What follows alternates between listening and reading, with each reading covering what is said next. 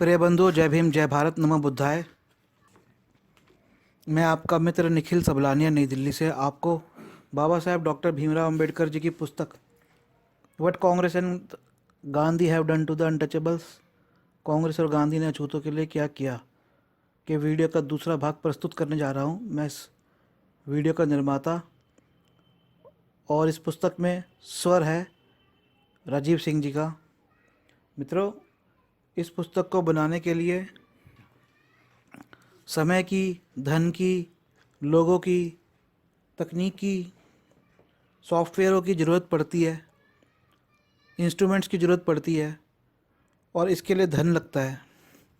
इसलिए मैं आपसे प्रार्थना करता हूँ कि बाबा साहेब के विचारों को इस प्रकार लोगों तक लेके जाने के लिए धन हमें कुछ दान के रूप में दे। और जैसा मैंने अपने पहले के कई वीडियोस में कहा है, जैसे कि बाबा साहेब की पुस्तक का एक और वीडियो है अछूत कौन और कैसे का वीडियो है, बाबा साहेब की पुस्तक शूद्रों की खोज, शूद्र कौन थे और वे शूद्र कैसे बने का वीडियो है, कि आप 1,000 रुपये महीना अगर मुझे बांधें तो मैं इन कार्यों को और अच्छे लेवल तक लेके जा सकता हूँ। इसके अलावा आप मुझसे बाबा साहेब की पुस्तकें, बाबा साहेब की प्रिंटेड टी शर्ट्स आगे पीछे जिनमें बाबा साहेब का चित्र होता है वे भी खरीद सकते हैं। पर दान सरल तरीका है जिससे कि आप खुद ये काम को अनेक लोगों तक पहुंचवा सकते हैं। जैसे हमने एक पुस्तक का जब वीडियो बनाया और उसे डाला तो महज 3 दिन में 2,500 लोगों ने उस वीडियो को देखा। तो मुझे नहीं लगता कि भारत में कोई पुस्तक आज तक बाबा साहेब की इतनी जल्दी 1 दिन में 2,500 लोगों तक पहुंची होगी, या 1 हफ्ते या 10 दिन में 10,000 लोगों तक पहुंची होगी। तो ये इतनी तीव्र गति से बाबा साहेब के मैसेज इन वीडियोस के माध्यम से ही जा सकते हैं, इन ऑडियो के माध्यम से ही जा सकते हैं। और इसके लिए कृपया करके आप दान दीजिए और जो क्रांति बाबा साहेब लेके आना चाहते थे उस क्रांति का हिस्सा बने।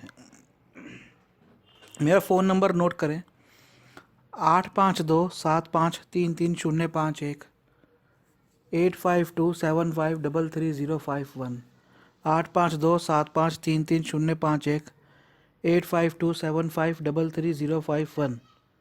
ईमेल नोट करें sablanIan@gmail.com, sablanIan@gmail.com। तो मैं आपका मित्र निखिल सबलानी, नई दिल्ली से। आज इससे पहले के वीडियो में आपने पुस्तक का प्रकथन सुना और अब अध्याय 1 आप सुनने जा रहे हैं और मैं ये माइक राजीव सिंह जी को देता हूँ कि वह अध्याय आपको सुनाना शुरू करें। राजीव जी, शुरू करें। अध्याय 1, अनोखी घटना। कांग्रेस ने अछूतों की ओर ध्यान दिया। वर्ष 1917 में आयोजित कलकत्ता में भारतीय राष्ट्रीय कांग्रेस के वार्षिक अधिवेशन में एक अनोखी घटना हुई। उस अधिवेशन में कांग्रेस ने निम्नलिखित प्रस्ताव पारित किया। कांग्रेस का भारत की जनता से अनुरोध है कि भारत के दलित वर्गों पर जो रूढ़िगत अयोग्यताएं लगाई हुई है उन्हें हटाने की आवश्यकता न्याय संगत है, क्योंकि ये अयोग्यताएं अत्यंत अमानुषिक और दमनकारी है, जिस कारण इन्हें बहुत अधिक कठिनाइयों एवं असुविधाएं सहनी पड़ती हैं।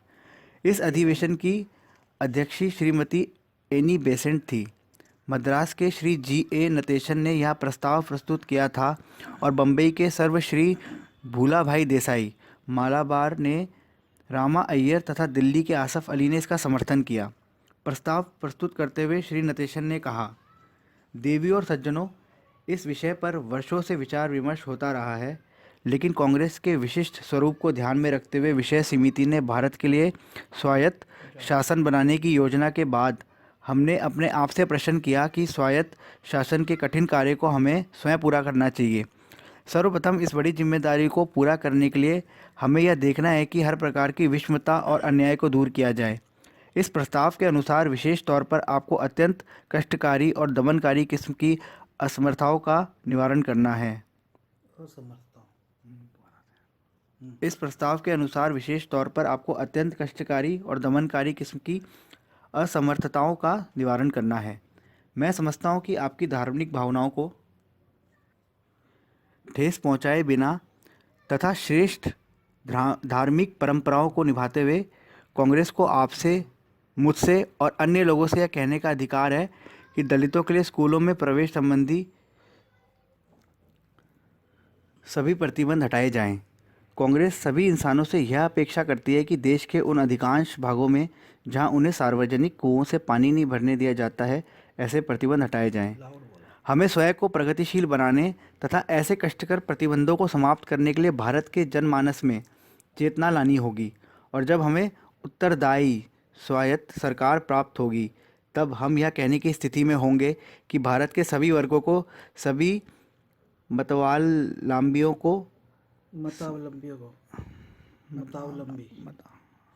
मतावलंबियों को समान सामाजिक अधिकार प्राप्त है।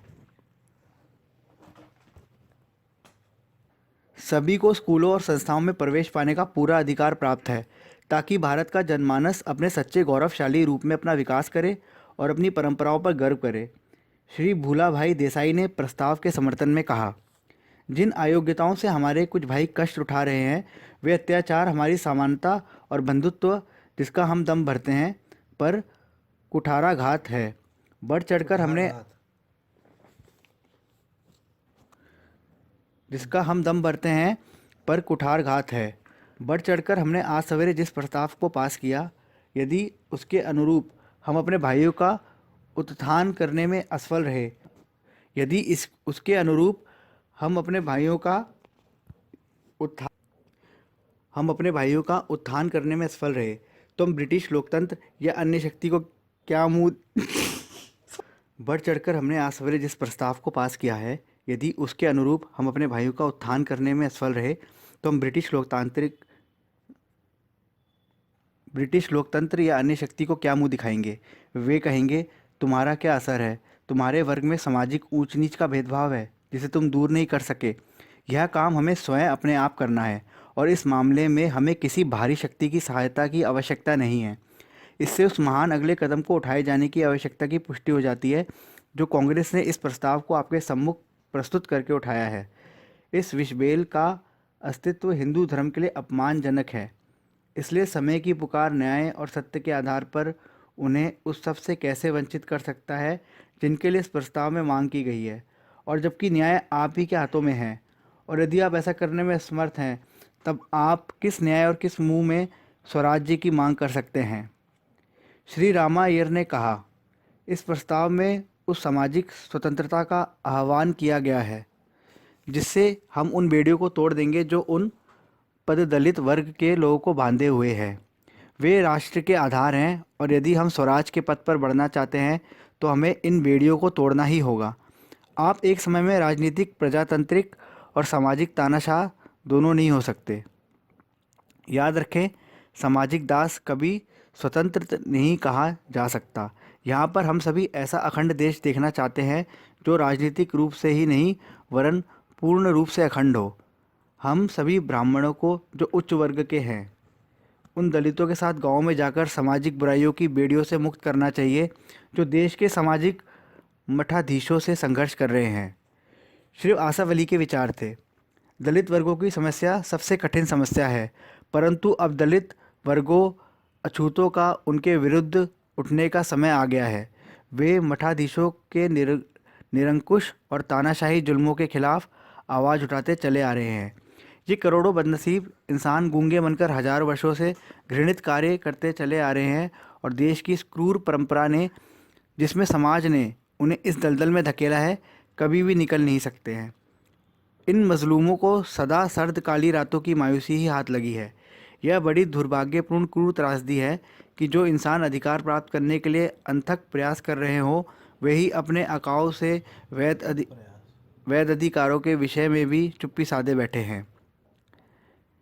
क्या यह उचित और न्याय संगत है कि समाज का एक मूक वर्ग जुल्मों को सहन कर रहा है जिनके निराकरण के लिए दूसरे वर्ग अपना खून बहा रहे हैं? ऐसा क्यों, जबकि अछूत कहे जाने वाले ये लोग भी इंसान हैं, इसी हिंदुस्तान के बेटे हैं, और उनकी नसों में भी वही खून दौड़ रहा है जो उन पर हुकूमत करने वालों की नसों में बह रहा है। तमाम दलित वर्ग उन सभी अधिकारों और हकों को पाने के हकदार हैं, और उन्हें इंसान के पैदाइशी अधिकारों से वंचित नहीं किया जा सकता है। अछूतों को जिस तरह हे दृष्टि से देखा गया है, वह हिंदुस्तानियों के लिए बड़ी अपमान की बात है, और अब उसका उन्मूलन होना ही चाहिए। बहुत से लोग इस बात पर ताज्जुब करेंगे कि मैंने कांग्रेस के इस प्रस्ताव को, जिसे बड़ी उदात्त शैली में प्रस्तुत किया गया है और जिस वाक पटुता से समर्थन की समर्थन किया गया है, उसे एक अनोखी घटना क्यों कहा। परंतु जो लोग इससे पहले की घटनाओं से परिचित हैं, वे इसे अनुचित विवरण नहीं समझेंगे। यह कई कारणों से अनोखी घटना है। अधिवेशन की अध्यक्षा पहले तो श्रीमती एनी बेसेंट थी। वह अपने अनेक ऐसे कार्यों के कारण जनता में लोकप्रिय थी, जिसके लिए भारत के भावी इतिहासकार उन्हें सदा याद रखेंगे। यह थियोसॉफिकल सोसाइटी की संस्थापक थी, जिसका मुख्यालय अडयार में है। श्रीमती एनी बेसेंट भूतपूर्व ब्राह्मण रजिस्ट्रार के पुत्र श्री कृष्णामूर्ति को भावी नेता के रूप में ऊंचा उठाने के लिए प्रसिद्ध थी। Shrimati Annie Besant home rule league की संस्थापक के रूप में जानी जाती थी। श्रीमती एनी बेसेंट को ऐसे अनेक कार्यों के लिए उनके मित्र भले ही उनकी प्रशंसा करें, परंतु वह कभी भी अछूतों की हमदर्द रही हो, ऐसा मैं नहीं मानता। जहाँ तक मुझे ज्ञात है, वह अछूतों के प्रति प्रतिकूल धारणा रखती थी।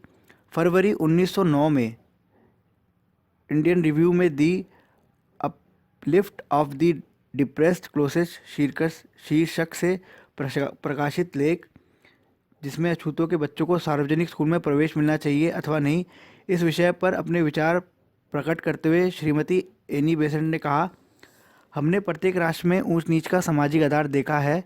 समाज का एक बड़ा वर्ग अज्ञानी, अपमानित, अशिष्ट और ऐसे काम करता है जिसकी समाज को ज़रूरत है, परंतु उसी समाज द्वारा उन्हें तिरस्कृत एवं बहिष्कृत किया जाता है जिसकी आवश्यकताओं की वे पूर्ति करते हैं। इंग्लैंड में भी एक ऐसा समाज है जिसे सबमर्जड टेंथ कहते हैं, जो वहाँ की जनसंख्या का 10वां भाग है। उन्हें भरपेट भोजन नहीं मिलता, वे कुपोषण के शिकार हैं और उन्हें बीमारी घेरे रहती है। वे रोग उन्हीं विषमताओं से पैदा होते हैं। ये अन्य जीव जंतुओं के समान वे लोग अल्प बुद्धि के होते हैं। वे लोग कुपोषण के कारण उनके बच्चे अकाल मौत मरते हैं। उन्हें सूखे जैसे रोग हो जाते हैं। उनमें जो कुछ ठीक ठाक सुडौल होते हैं, वे घृणित कार्य करते हैं, जैसे भंगी का काम, झाड़ू लगाना, बेलदारी का काम, बंदरगाहों पर मजदूरी, ठेले खींचना।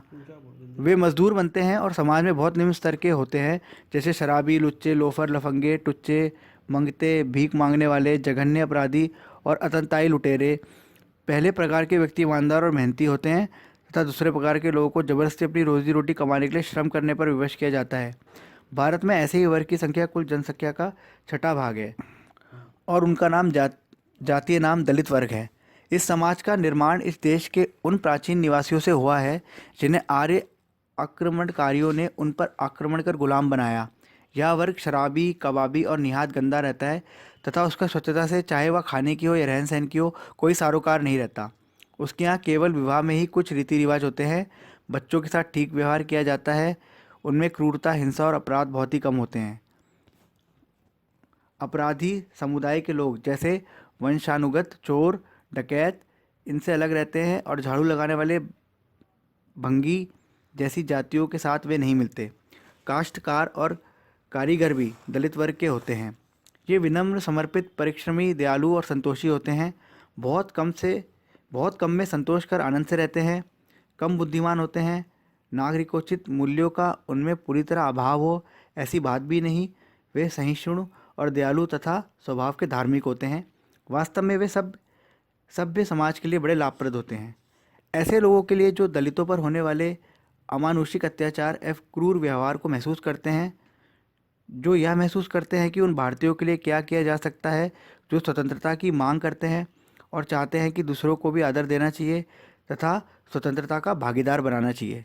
शिक्षा ही दलितों के उत्थान का एकमात्र उपाय है, परंतु बुनियादी कठिनाई यह है कि समाज के जिस वर्ग के लिए मांगे की जाती है और जिसकी हालत पर विशेष ध्यान देने की आवश्यकता बताई जाती है, समाज के उसी सबसे निचले अछूत वर्ग के बच्चों को स्कूल में प्रवेश नहीं दिया जाता। जहाँ कहीं दिया भी जाता है तो उनमें तथा श्रवण बच्चों में बराबरी और मेलजोल का दर्जा नहीं होता। यह पूछना आवश्यक हो जाता है कि क्या भाईचारे का अर्थ किसी वर्ग के स्तर को घटाना है? किसी भी परिवार में बड़े बच्चों और छोटे बच्चों के साथ समान व्यवहार किया जाता है। ज्ञान है प्रकृति के अनुसार नहीं। अब से जो समबंधुत्व को बदलेगा और सुसंस्कृत वर्ग से मांग करेगा कि बनावटी समानता स्थापित करने के लिए पीढ़ियों से प्राप्त की जाने वाली शिक्षा के फलों का त्याग करना पड़ेगा, क्योंकि यह भावी उन्नति में बाधक सिद्ध होगी, जैसे इस समय भी निरर्थक है। निरर्थक है। दलित वर्ग के बच्चों को सबसे पहले निरर्थक है। बोलो। समय भी निरर्थक है। निरार्थक है। दलित वर्गों के बच्चों को सबसे पहले सफाई से रहने की शिक्षा देने की आवश्यकता है। व्यवहार में शालीनता, प्रारंभ में ही धार्मिक और नैतिक शिक्षा देने की आवश्यकता है। शराब तथा अन्य प्रकार की दुर्गंध और तेज गंध वाले भोज्य पदार्थों के खाने के कारण दलित वर्ग के बालकों के शरीर से पीढ़ियों से दुर्गंध आती रहती है। उनका शरीर भी पीढ़ियों से शुद्ध भोजन करते आ रहे तथा सफाई से रहते आए सुसंस्कृत बालकों के समान ही हैं, परंतु उन दलित के बच्चों को उनके समकक्ष लाने में पीढ़ियाँ गुजर जाएंगी। हमें दलित वर्गों को भी उस भौतिक शुद्धता के स्तर तक लाना होगा, और जब तक ऐसा नहीं किया जाता उनमें निकट संपर्क स्थापित करना अनुचित होगा। हम इसके लिए उन बच्चों तथा उनके माता पिता को दोष नहीं देते, मैं तो केवल कटु वास्तविकता स्पष्ट कर रहा हूँ। ऐसे बच्चों को स्कूल में प्रथम पाठ के तौर पर नहाना, सफाई से रहने, साफ कपड़े पहनने तथा साफ भोजन करने की शिक्षा देने की आवश्यकता है। दलित बच्चों की ऐसी मूल आवश्यकताओं की पूर्ति स्कूलों में नहीं की जा सकती। दूसरी कठिनाई जिसका सामना दलित वर्गों के शिक्षकों को करना पड़ता है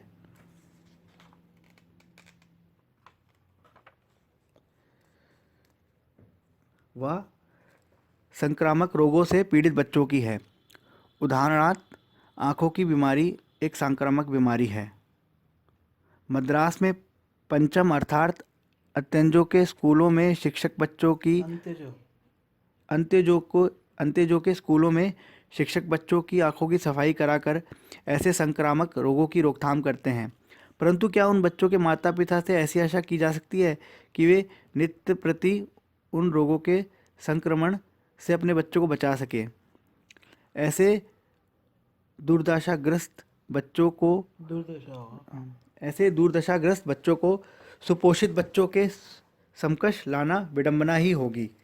सदाचरण सतत आत्म संयम का फल होता है, और सुपोषित बच्चे ऐसा सदाचरण अपने माता पिता तथा शिक्षकों से सीखते हैं।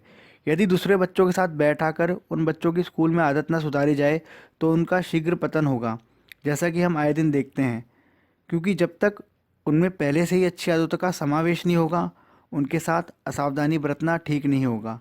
जिन परिवार के बच्चों में वंशानुगत सदाचरण और विनम्रता पाई जाती है, उसमें कमी नहीं आने देनी चाहिए। विनम्र भाषण, सुस्वर, सुहावने तौर तरीकों का व्यवहार, ये सब प्राचीन सभ्यता की देन है, जिन्हें सही बंधुत्व के रूप में सुदृढ़ करना है। इंग्लैंड में सभी वर्गों के लड़के या लड़कियों के साथ एक साथ शिक्षा देना कभी भी उचित नहीं समझा गया। आसमान में ऐसी बेतुकी समानता ठुकराई जानी चाहिए। एटन तथा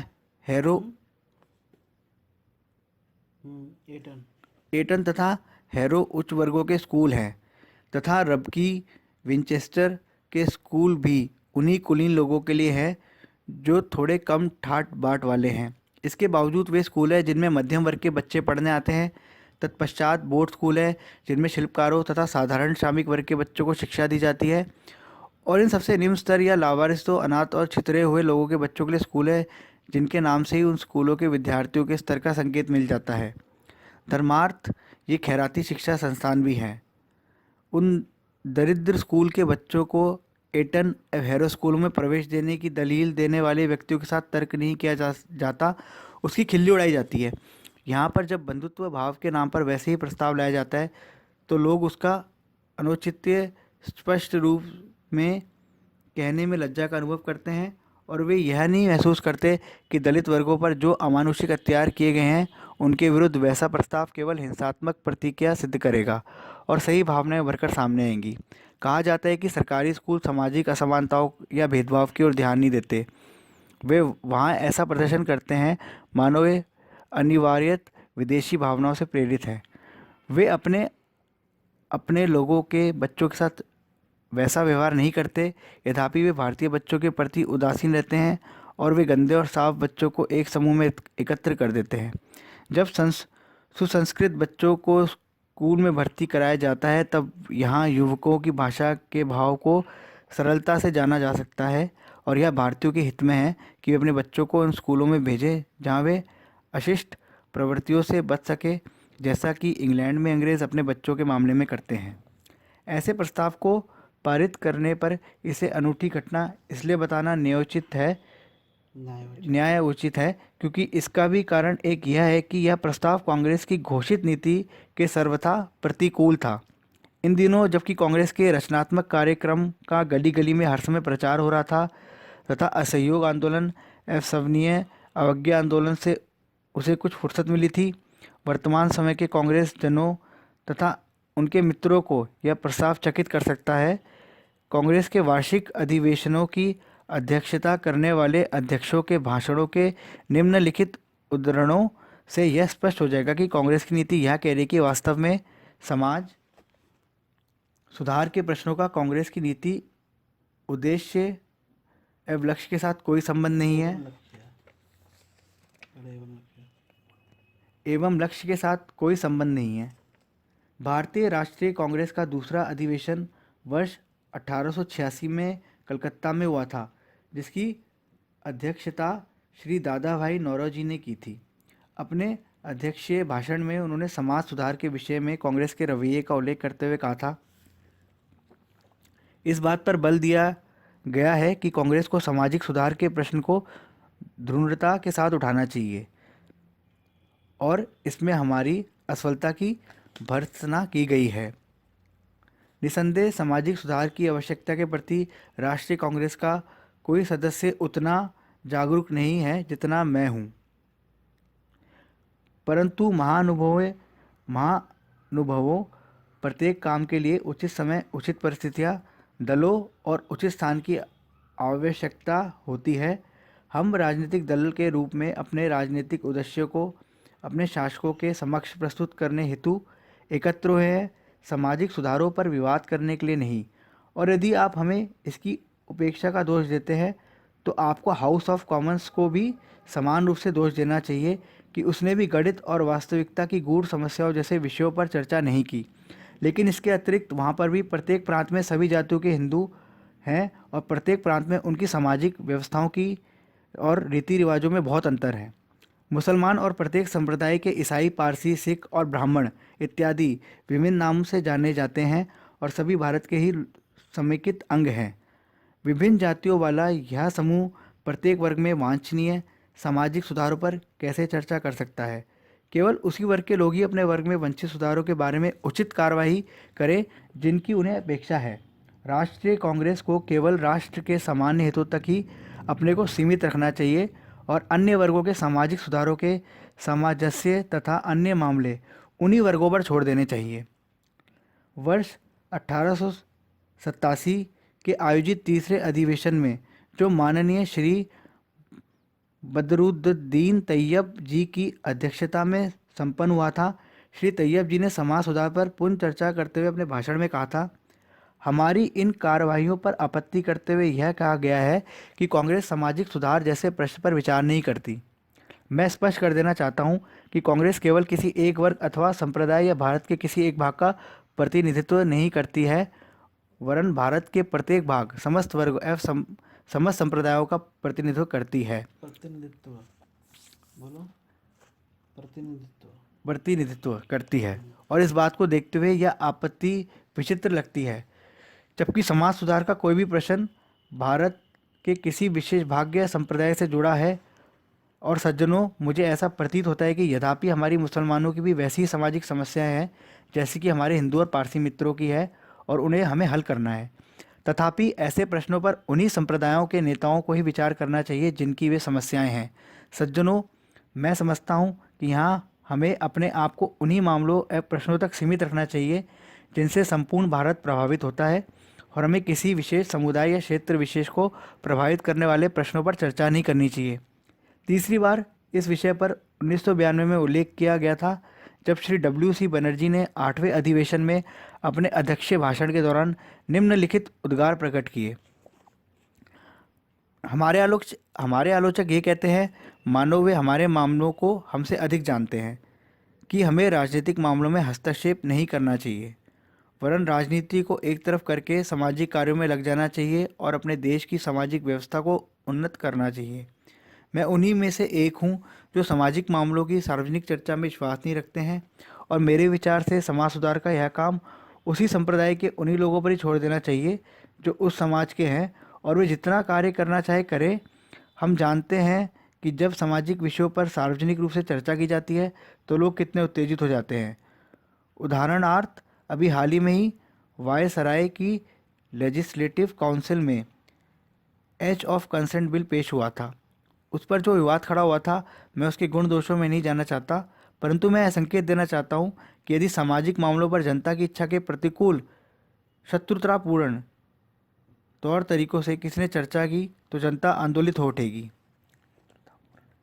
मेरा संकेत है कि हम सब समाज सुधार का सही अर्थ नहीं समझते। हम में से कुछ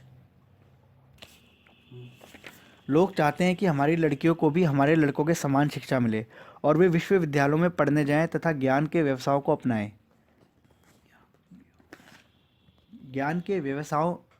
को अपनाएं।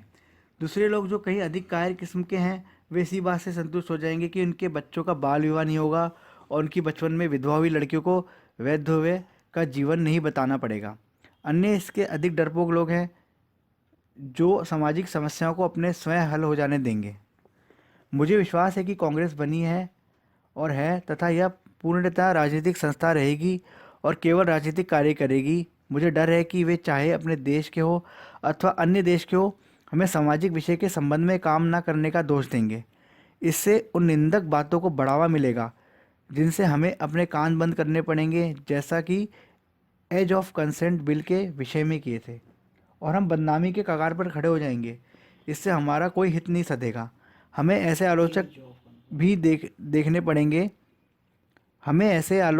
देखने पड़ेंगे जो केवल यह कहते हैं कि कांग्रेस केवल सामाजिक समस्याओं पर ही चर्चा कर सकती है।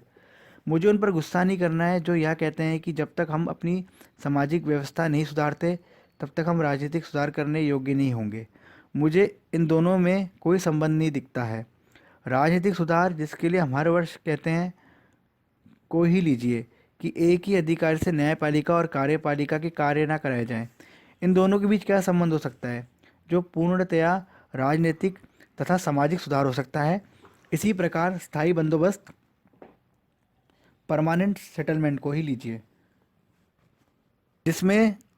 जिसमें वनों से संबंधित नियमों में हम सुधार लाने के पक्ष में तर्क देते हैं। मैं फिर पूछता हूँ कि इसमें समाज सुधार का प्रश्न कहाँ उठता है? क्या हम ऐसा करने के लिए इस कारण योग्य नहीं हैं कि हमारी विधवाएं अविवाहित रह जाती हैं और हमारी लड़कियों का बाल विवाह होता है, जबकि अन्य देशों में ऐसा नहीं है? क्या ऐसा इसलिए है कि हमारी पत्नियां एवं लड़कियां हमारे साथ खुलकर हमारे दोस्तों से मिलने नहीं जाती? क्या यह इसलिए है कि हम अपनी लड़कियों को ऑक्सफोर्ड एवं कैम्ब्रिज नहीं भेज सकते?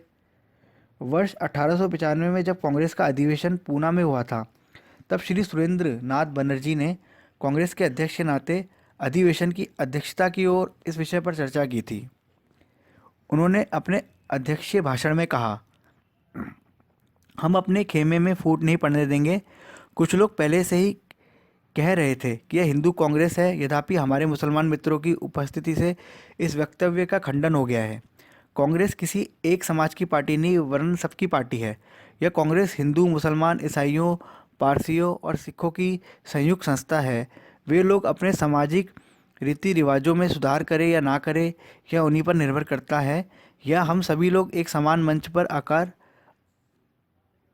आकर अपने सामाजिक और धार्मिक मतभेदों को भुलाकर केवल सार्वभौम विषय पर और एक ही सरकार के अधीन रहते हुए केवल समान कठिनाइयों के निराकरण, समान अधिकारों को प्राप्त करने के लिए ही कांग्रेस मंच का उपयोग करेंगे। कांग्रेस हमारी राजनीतिक संस्था है। हमने कांग्रेस का गठन अपने अधिकारों के संरक्षण और विस्तार के लिए तथा अपनी कठिनाइयों का समाधान करने के लिए किया है। डॉक्टर का यह संकाय जो विज्ञान में प्रमुख स्थान रखता है, और वे भी इस बात पर सहमत नहीं हो सके कि वे अपनी लड़कियों का बचपन में विवाह ना करेंगे तथा अपनी विधवा पुत्रियों का पूर्ण विवाह करेंगे या नहीं करेंगे। हमारी कांग्रेस केवल राजनीतिक संस्था है, सामाजिक सुधार की संस्था नहीं। ये शिकायत नहीं करनी चाहिए कि कांग्रेस हमारी सामाजिक संस्था नहीं है। यह आरोप इसी प्रकार का है जैसे किसी वकील से कहा जाए कि वह डॉक्टरी क्यों नहीं जानता। राजनीतिक मामलों में भी अल्पसंख्यकों के अल्पसंख्यक राजनीतिक मामलों में भी अल्पसंख्यकों के विचारों का हम आदर करते हैं। और जैसा कि इसके पहले 1887 में श्री बदरुद्दीन तैयब जी के विचार थे, जो एक बार कांग्रेस अध्यक्ष भी बने थे और जिनकी बम्बई उच्च न्यायालय की न्यायपीठ में पदोन्नति राष्ट्रीय अभिनंदन का विषय है। और इस संबंध में एक प्रस्ताव पारित किया गया था कि जहां एक वर्ग में व्यवहारिक सर्वसम्मति हो, यद्यपि यह वह वर्ग कांग्रेस में अल्पसंख्यक है वर्ग है, लेकिन उनके सामाजिक विवादों पर कांग्रेस में चर्चा नहीं की जानी चाहिए और उस पर रोक लगा देनी चाहिए। हमारी जैसी संस्था के लिए यह विशेष खतरा है, विशेषकर उनसे जो उन्नत तथा विकासित समाज के हैं और अपने में झगड़े के बीच समाहित किए हुए हैं। हमें उनसे अपनी संस्था की रक्षा करनी है। उपयुक्त वक्तव्यों से दो प्रश्न उपयुक्त वक्तव्यों से दो प्रश्न उभरते हैं। तब क्यों? उपयुक्त वक्तव्यों से दो प्रश्न उभरते हैं जिनका स्पष्टीकरण आवश्यक है। प्रथम यह जानना है कि सामाजिक सुधार पार्टी क्या थी, जिसका उल्लेख अध्यक्षों ने अपनी भाषाओं में किया था। दूसरा प्रश्न यह है कि वर्ष 1895 में कांग्रेस अधिवेशन में श्री सुरेंद्र नाथ बनर्जी का भाषण अंतिम भाषण क्यों माना गया, जबकि किसी कांग्रेस अध्यक्ष ने सामाजिक सुधारों की समस्या के प्रति कांग्रेस के उत्तरदायित्व का उल्लेख करना अनिवार्य नहीं समझा गया। और 1895 के बाद कांग्रेस के किसी अध्यक्ष ने इस पर विचार करना अनिवार्य क्यों नहीं समझा। पहले प्रश्न को समझने के लिए इस बात पर ध्यान देना आवश्यक है कि वर्ष 1885 में बम्बई के जब भारतीय राष्ट्रीय कांग्रेस की स्थापना की गई, तब दल के नेताओं ने महसूस किया था कि राष्ट्रीय आंदोलन केवल राजनीतिक ही नहीं वरन राजनीतिक प्रश्नों पर विचार करने के साथ साथ भारतीय सामाजिक आर्थिक स्थिति को प्रभावित करने वाले प्रश्नों पर भी विचार किया जाए और सभी सामाजिक बुराइयों और कुरीतियों को समाप्त कर हिंदू समाज को पूर्ण जीवन प्रदान करने के लिए सभी भरसक प्रयत्न किए जाने चाहिए। इस विचार को ध्यान में रखते हुए दीवान बहादुर आर रघुनाथ राव तथा न्यायमूर्ति श्री एम.जी. रानाडे ने बम्बई में कांग्रेस की प्रथम बैठक में समाज सुधार पर विचार व्यक्त किए थे। वर्ष 1886 में कलकत्ता में कोई नया विचार व्यक्त नहीं किया गया। कांग्रेस आंदोलन के नेताओं में तथा भारतीय शिक्षित विचारधारा के अन्य नेताओं के साथ इस समस्या पर विचार विमर्श चलता रहा कि क्या कांग्रेस को इस समस्या पर विचार करना चाहिए अथवा क्या सामाजिक प्रश्नों पर चर्चा करने के लिए अलग से समिति का गठन किया जाना चाहिए। दीवान बहादुर आर रघुनाथ राव, श्री महादेव गोविंद राणादे, श्री नरेंद्र नाथ सेन तथा श्री जानकी नाथ घोषल तथा अन्य विद्वानों द्वारा गंभीर विचार विमर्श के बाद यह निर्णय किया गया कि इंडियन नेशनल सोशल कॉन्फ्रेंस नाम से अलग से संस्था बनाई जानी चाहिए जो भारतीय सामाजिक अर्थव्यवस्था संबंधी विषयों पर विचार करे। इंडियन नेशनल सोशल कॉन्फ्रेंस का प्रथम अधिवेशन दिसंबर 1887 में मद्रास में हुआ और उसे ही इस कॉन्फ्रेंस की जन्मस्थली होने का गौरव प्राप्त हुआ। स्वर्गीय महाराज सर टी माधव राव के CSI, जो अपने समय के उच्च कोटि के राजनीतिज्ञ थे, इस कॉन्फ्रेंस के अध्यक्ष थे। इस प्रथम कॉन्फ्रेंस में कोई अधिक काम नहीं हुआ। अन्य महत्वपूर्ण प्रस्तावों में जो तत्कालीन सदस्यों ने पारित किए थे, उनमें एक प्रस्ताव यह भी था कि भारत के विभिन्न स्थानों पर इंडियन नेशनल कॉन्फ्रेंस के वार्षिक अधिवेशन आयोजित किए जाएं, जिनमें हमारे समाज के स्तर तथा हमारे सामाजिक रीति रिवाजों में सुधार करने के लिए विचार किया जाए तथा आवश्यक उपाय किए जाए तथा कॉन्फ्रेंस की प्रांतीय उपसमितियां गठित की जाए। कॉन्फ्रेंस में लंबी समुद्री यात्राओं में फिजूल खर्ची, विवाहों में फिजूल खर्ची रोकना, विवाह की न्यूनतम आयु का निर्धारण, जवान विधवाओं का पूर्ण विवाह, जवान लड़कियों का वृद्धों के साथ बेमेल विवाह जैसी बुराइयां, अनमेल विवाह, एक ही जाति की उपजातियों में अंतर विवाह जैसे विषयों पर विचार किया गया और ऐसे निर्णय लेने पर आम सहमति हुई। विभिन्न सामाजिक प्रश्नों पर विचार करने के लिए अलग अलग उपसमितियों का गठन करने पर विचार हुआ उपसमितियों का गठन करने पर विचार हुआ और यह बात उन उपसमितियों पर छोड़ दी गई कि वे इन सुधारों को लागू करने के लिए मौलिक सिद्धांत प्रतिपादित करें तथा उन सिद्धांतों को उल्लंघन करने के लिए दंड विधान बनाएं। इस दंड व्यवस्था से सहमत प्रतिबद्ध सोशल रिफॉर्म पार्टी के सदस्य इन नियमों को स्वयं उपसमितियों द्वारा या जहाँ कहीं संभव हो धर्मगुरु के प्रभाव के माध्यम से या दीवानी न्यायालयों न्याय न्यायालयों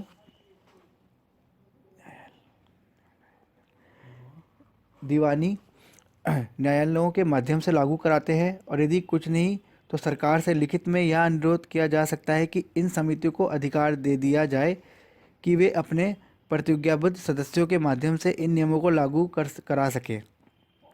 सामाजिक बुराइयों से ग्रस्त हिंदू समाज की अनेक सामाजिक समस्याओं पर विचार करने हेतु सोशल रिफॉर्म पार्टी द्वारा अलग संगठन बनाए जाने पर उन्हें इस बात से गहरा असंतोष हुआ कि कांग्रेस ने सामाजिक समस्या से बिल्कुल हाथ खींच लिया है। इनमें से कुछ लोग तो इसको एक मुद्दा बनाने के लिए आतुर थे कि राजनीतिक सुधार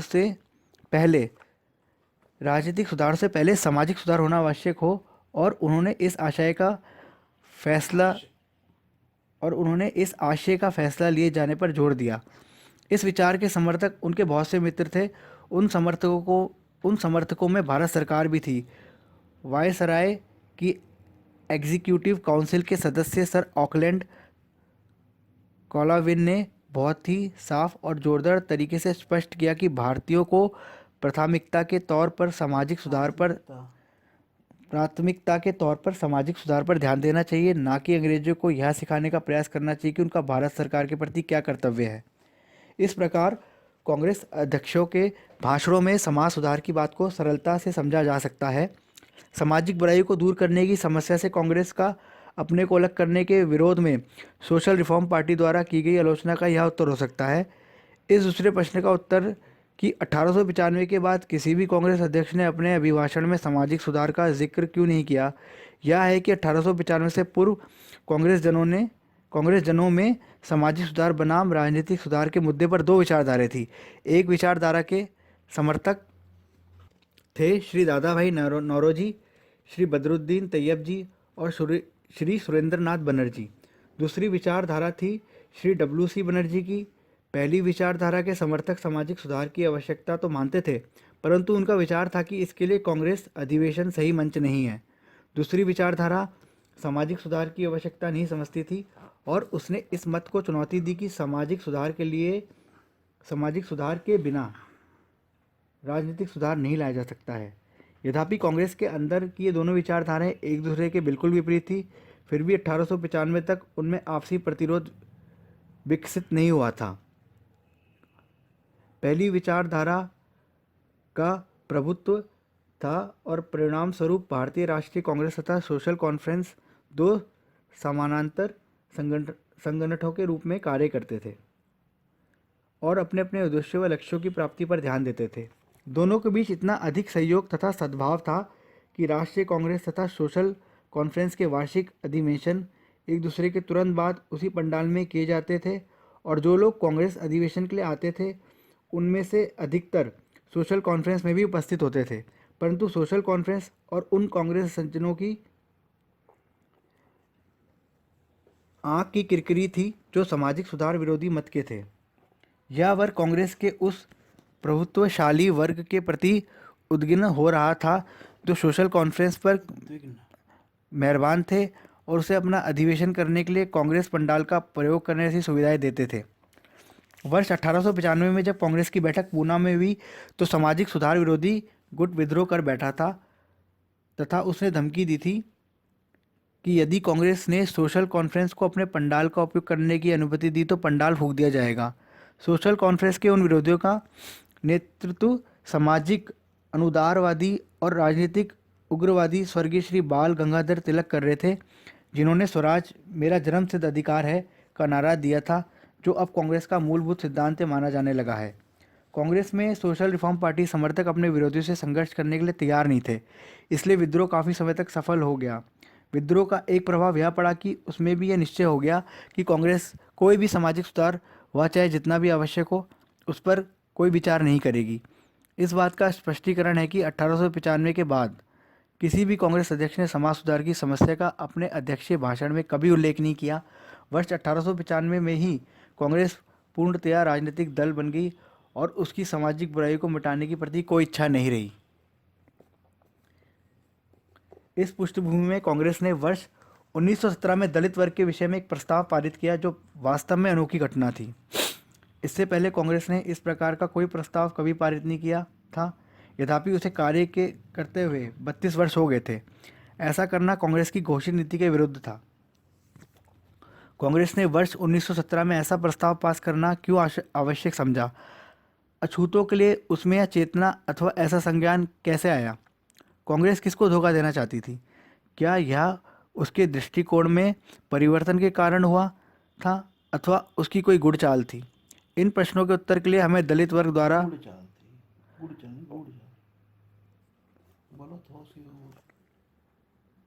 अथवा उसकी कोई गुड़ चाल थी अथवा उसकी कोई गूढ़ चाल थी।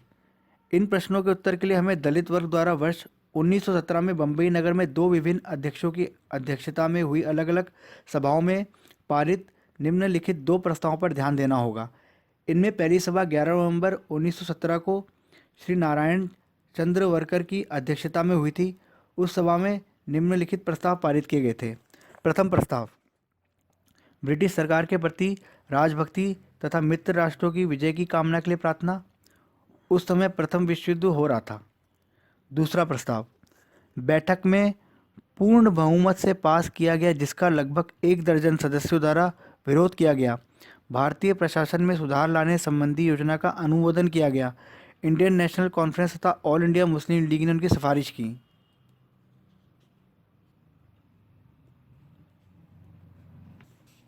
तीसरा प्रस्ताव जो सर्वसम्मति से पास किया गया वह यह था, भारत में डिप्रेस्ड क्लासेस, जिन्हें अछूत कहा जाता है, की संख्या बहुत अधिक मानी जाती है और उनकी दशा अत्यंत शोचनीय है, जिसके कारण उनके साथ ऐसा बर्ताव किया जाता है जो शिक्षा की दृष्टि से अन्य भारतीयों से कोसों दूर है। उनकी प्रगति के लिए उन्हें कोई अवसर नहीं मिलते हैं। इसलिए जनसभा दृढ़तापूर्वक महसूस करती है कि सरकार को डिप्रेस्ड क्लासेस की सुधार की योजना तथा काउंसिल का पूर्ण गठन करना चाहिए जिसमें डिप्रेस्ड क्लासेस के हितों का पूरा ध्यान रखा जाए। इसलिए जनसभा ब्रिटिश सरकार से अनुरोध करती है कि सरकार लेजिस्लेटिव काउंसिल के लिए डिप्रेस्ड क्लासेस को अपने प्रतिनिधि चुनकर भेजने का अधिकार उनकी जनसंख्या को आधार पर प्रदान करे और उनकी सुरक्षा का दायित्व ले। चौथा प्रस्ताव जो सर्वसम्मति से पास किया गया था वह यह था कि सरकार से अनुरोध किया जाए कि सरकार समाज के सभी वर्गों के सामाजिक उत्थान के लिए अनिवार्य एवं निःशुल्क शिक्षा की यथाशीघ्र व्यवस्था करे, क्योंकि किसी समुदाय के सदस्यों में शिक्षा का सार्वभौमिक विस्तार उस समाज के सामाजिक उत्थान पर निर्भर करता है और डिप्रेस क्लासेस का पतन अशिक्षा अथवा निरक्षरता एवं अज्ञान के कारण ही है। सर्वसम्मति से पारित किया गया पांचवा प्रस्ताव इस प्रकार है कि इस सभा के अध्यक्ष को इंडियन नेशनल कांग्रेस से यह अनुरोध करने के लिए प्राधिकृत किया जाता है कि कांग्रेस अपने पहले अधिवेशन में अलग से स्वतंत्र पास करे जिसमें भारत के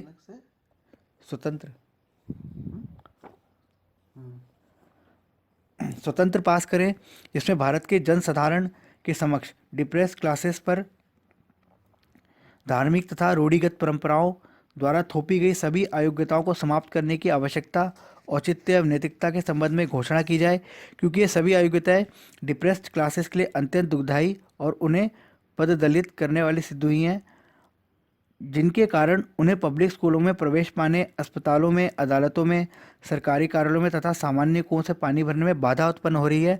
और ये अयोग्यताएं जो समाज में उत्पन्न हुई है कानून और व्यवहार में राजनीतिक अयोग्यताएं बन गई हैं और इसलिए वे इंडियन नेशनल कांग्रेस के राजनीतिक मिशन और प्रचार का अंग बन गई हैं। छठे प्रस्ताव द्वारा अछूतों और डिप्रेस्ड क्लासेस के अलावा सभी हिंदुओं से, विशेषकर उन उच्च श्रवण हिंदुओं से जो राजनीतिक अधिकारों का दावा करते हैं, अनुरोध किया जाता है कि वे डिप्रेस्ड क्लासेस पर से पतित होने के कलंक को मिटाने के लिए आवश्यक कदम उठाए, क्योंकि उन बुराइयों ने उन्हें गुलाम बना रखा है और उनकी दशा अपने देश में अत्यंत खराब है। पहली सभा से लगभग एक सप्ताह पश्चात नवंबर 1917 में ही दूसरी सभा हुई थी। उस सभा के अध्यक्ष श्री बापूजी नामदेव बागड़े थे, जो एक गैर ब्राह्मण पार्टी के नेता थे। उस सभा में निम्नलिखित प्रस्ताव सर्वसम्मति से पारित हुए। 1. कि ब्रिटिश शासन के प्रति वफादारी का प्रस्ताव। 2. 11 नवंबर 1917 को आयोजित बैठक में इस प्रस्ताव के बहुमत से परियोजना घोषित किए जाने के बावजूद ये सभा कांग्रेस लीग योजना को समर्थन नहीं देगी। 3. कि इस सभा की मंशा यह है कि भारत के प्रशासन पर ब्रिटिश शासन का तब तक नियंत्रण रहे जब तक कि सभी वर्ग, विशेषतया डिप्रेस्ड क्लासेस, देश के प्रशासन में प्रभावी रूप से भागीदार होने की स्थिति में नहीं आते। 4. कि यदि ब्रिटिश सरकार ने भारतीय जनता को राजनीतिक सुविधाएं देने का निर्णय किया है तो यह सभा अनुरोध करती है कि सरकार को विभिन्न विधान सभाओं अथवा विधायिकाओं में अछूतों को अपने प्रतिनिधि भेजने के अधिकार देने चाहिए ताकि उनके नागरिक एवं राजनीतिक अधिकार सुनिश्चित किए जा सके। 5. कि यह सभा बहिष्कृत भारत समाज जो कि डिप्रेस्ड इंडियन एसोसिएशन है के उद्देश्य को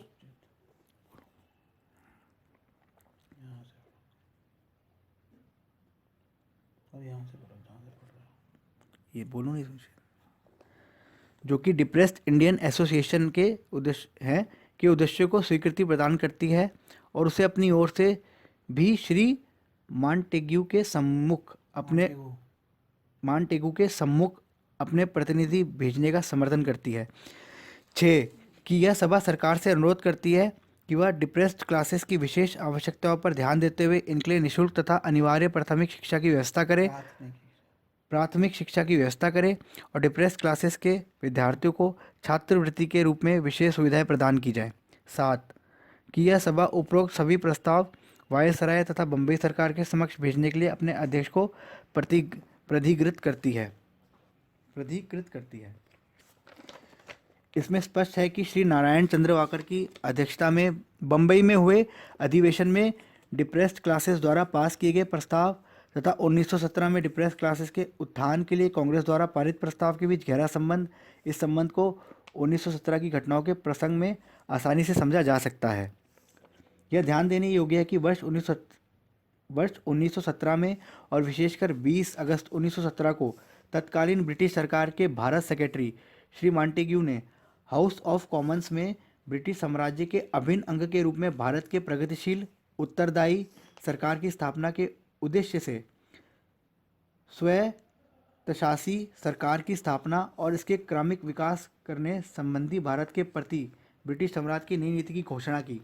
भारत के जाने माने राजनीतिक ब्रिटिश शासन से इस प्रकार की घोषणा की आशा करते थे और ऐसी नीति का पूर्वानुमान लगाकर भारत के संवैधानिक ढांचे में परिवर्तन करने के लिए योजनाएं तैयार कर रहे थे।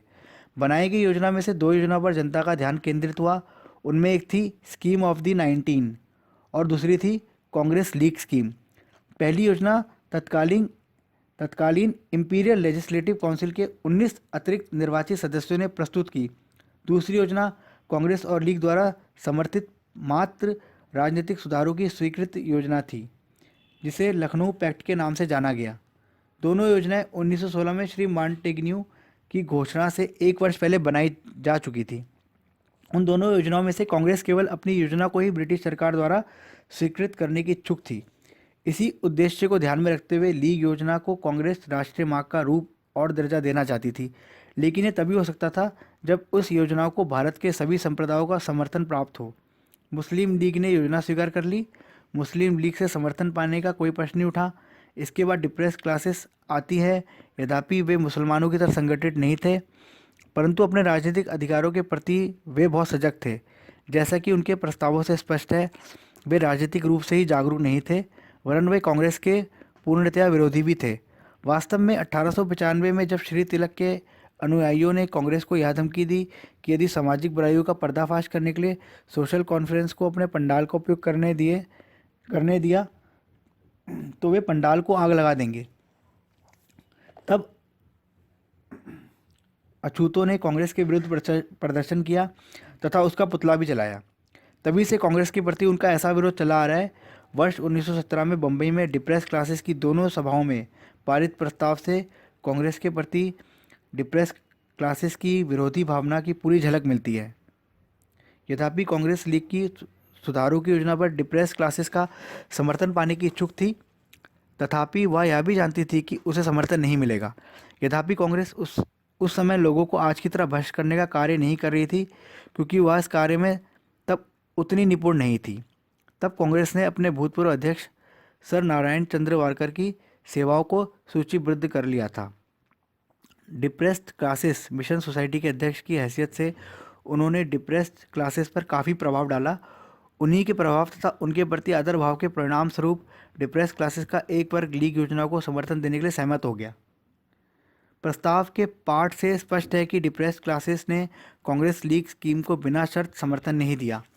उसने कांग्रेस को इस शर्त पर समर्थन देना मंजूर किया कि कांग्रेस अछूतों की समस्त सामाजिक अयोग्यताओं को दूर करने का प्रस्ताव पास करेगी। डिप्रेस क्लासेस के साथ सर नारायण चंद्रवाकर के माध्यम से हुए समझौते को कांग्रेस के इस प्रस्ताव से साकार रूप दिया गया। इसे डिप्रेस्ड क्लासेस के विषय में 1917 के कांग्रेस के प्रस्ताव मूल कारण इसे डिप्रेस्ड क्लासेस के विषय में 1917 के कांग्रेस के प्रस्ताव का मूल कारण और सर नारायण चंद्रवाकर की अध्यक्षता में पारित डिप्रेस्ड क्लासेस के प्रस्तावों से इसका संबंध भी स्पष्ट हो जाता है। उस स्पष्टीकरण में यह सिद्ध हो जाता है कि कांग्रेस के प्रस्ताव के पीछे धोखे की भावना छुपी थी। वह नैतिक उद्देश्य नहीं वरन राजनीतिक उद्देश्य था। कांग्रेस के प्रस्ताव का क्या हुआ? डिप्रेस्ड क्लासेस ने अपने प्रस्ताव में सवर्ण हिंदुओं से जो राजनीतिक अधिकारों का दावा कर रहे थे मांग की कि वे डिप्रेस्ड क्लासेस पर से पतित होने के कलंक को मिटाने के लिए आवश्यक कदम उठाएं, क्योंकि उन बुराइयों ने उन्हें अपने ही देश में गुलाम बना रखा है और उनकी दशा बहुत ख़राब है। कांग्रेस ने डिप्रेस्ड क्लासेस की उपरोक्त मांग पर क्या प्रभावी कदम उठाए? कांग्रेस को जो समर्थन मिला था उसके बदले में वह प्रस्ताव में व्यक्त भावनाओं को मूर्त रूप देने के लिए अस्पृश्यता के विरुद्ध अभियान छेड़ने के लिए वचनबद्ध थी। परंतु कांग्रेस ने किया कुछ नहीं। कांग्रेस द्वारा प्रस्ताव पास करना केवल अनचाही औपचारिकता थी। डिप्रेस क्लासेस ने कांग्रेस लीग स्कीम को समर्थन देने के लिए जो शर्त लगाई थी उसका औपचारिक रूप से ही पालन किया गया। यह इसलिए किया गया ताकि कांग्रेसी लोगों पर यह दोष न लगाया जा सके कि वे अछूतों पर हो रहे अमुनासिक अत्याचारों को दूर करने के लिए हृदय से पश्चाताप नहीं करते। यह प्रस्ताव केवल मूर्त प्रस्ताव था जिसका कोई परिणाम नहीं निकला। इस प्रकार कांग्रेस ने अछूतों के लिए क्या किया, इसके इतिहास का प्रथम अध्याय समाप्त हुआ। मित्रों, आपने बाबा साहेब डॉक्टर भीमराव अंबेडकर जी की पुस्तक what Congress and Gandhi have done to the untouchables का पहला अध्याय सुना। स्वर था योगेश राजीव सिंह जी का और एक लंबा अध्याय आपको राजीव सिंह जी ने सुनाया। मैं आपका मित्र निखिल सबलानिया, नई दिल्ली से। मित्रों, इस तरह के कार्यों को करने के लिए अत्यधिक धन की आवश्यकता है। मैं बार बार आपसे आग्रह करता हूँ। मैं 7 सालों से कार्य कर रहा हूँ। आज तक सिर्फ एक व्यक्ति ऐसे रहे जिन्होंने, और वह भी हाल ही में डॉक्टर एम गहलोत, राजस्थान के श्री गंगानगर से डॉक्टर साहब ने कुछ दान दिया और मैंने उनसे बात करी और उन्होंने कहा कि आपको मैंने दिया है ताकि आप ये कार्य, इस तरह के बाबा साहेब के विचारों को आगे बढ़ाने के कार्य करते रहे। और आपसे भी सबसे अपेक्षा की जाती है, जैसे कि मैंने कहा, आप 1000 रुपये महीना बांध दीजिए। कई अफसर हैं, 1000 रुपये महीना कोई बड़ी बात नहीं है। आप छात्र हैं, 100 रुपये महीना हमें भेजिए, 1200 रुपया साल का भेजिए। आप गृहिणी हैं, हमें 500 रुपया साल का भेज दीजिए। आप वृद्ध हैं, पेंशन याफ्ता हैं, 500 रुपया, 1000 रुपया हमें साल का भेज दीजिए। जो आपको लगता है कि बाबा साहेब की मुहिम को आगे बढ़ाने के लिए ज़रूरी है, आप जितना आप कर सकते हैं उतना कर दीजिए आप, और हमें दान कर दीजिए। तो हम बाबा साहेब के मुहिम को आगे बढ़ाते रहेंगे। 7 सालों से मैं बढ़ा रहा हूँ। मेरे मित्र भी मेरे साथ जुड़े हैं और भी कई लोग सहयोग देते हैं। हमारे परिवार में हमें सहयोग मिलता है, वे भी अपना श्रम हमें देते हैं। परंतु बिना धन के कार्यों को आगे बढ़ाना मुश्किल है।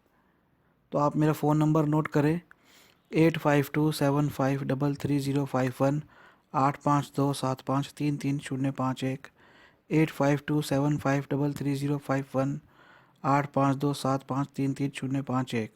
मेरा ईमेल नोट करें, sablanan@gmail.com, sablanan an@gmail.com।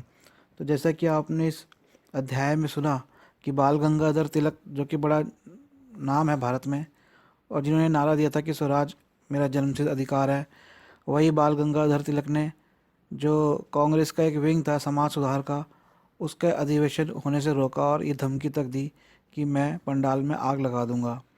और जैसा कि आपको पता लगा कि कांग्रेस के संस्थापक एनी बेसेंट, वे ही भारत के डिप्रेस्ड क्लासेस, भारत के अछूतों के खिलाफ प्रतिकूल विचार, गलत विचार रखती थी, अनुकूल नहीं थे उनके विचार, और वे चाहती थी कि कोई ब्राह्मण ही कांग्रेसी का नेतृत्व करे। तो कांग्रेस और कुछ नहीं है, ब्राह्मणों का समूह है जो कि मुसलमानों के सहयोग से सरकार चलाता है। और जैसा बाबा साहब ने बताया कि कांग्रेस के 32 साल तक कांग्रेस को इस बात का प्रश्न नहीं सूझा कि डिप्रेस क्लासेस का, दलित वर्गों का क्या किया जाए।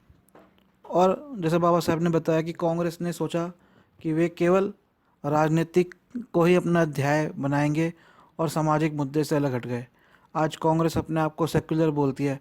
कांग्रेस का सेक्युलर चेहरा यही है कि ब्राह्मण, मुस्लिम, वह भी उच्च जाति के मुस्लिम, उनके साथ मिलके इस भारत की सत्ता को के ऊपर काबिज हो जाए और ये दोनों बैठ के मलाई खाए। यही है कांग्रेस, और कांग्रेस का और कोई दूसरा चेहरा नहीं है।